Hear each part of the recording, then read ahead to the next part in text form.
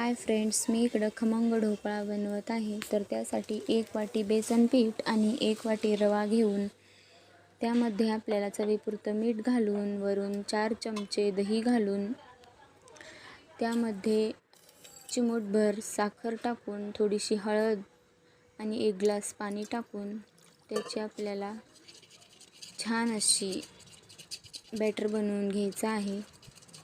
तुम्ही इकडे पाहू शकता त्याची कन्सिस्टन्सी कशी आहे.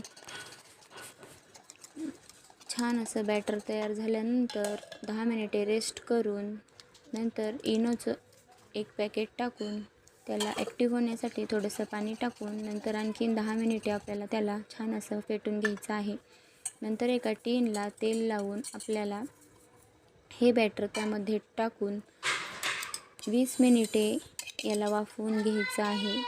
कढईमध्ये पाणी ठेवून त्यावर स्टँड ठेवून हा टिन ठेवायचा आहे आणि त्याला झाकण ठेवून आपल्याला 20 मिनिटे वाफवून घ्यायचं आहे. त्यानंतर इकडे तडक्याची तयारी करायची आहे. 2 मिरच्या, कोथिंबीर, कढीपत्ता घालून छान असा तडका तयार करून ढोकळा वाफल्यानंतर काढून घेऊन हा तडका त्यावर टाकून द्यायचा आहे.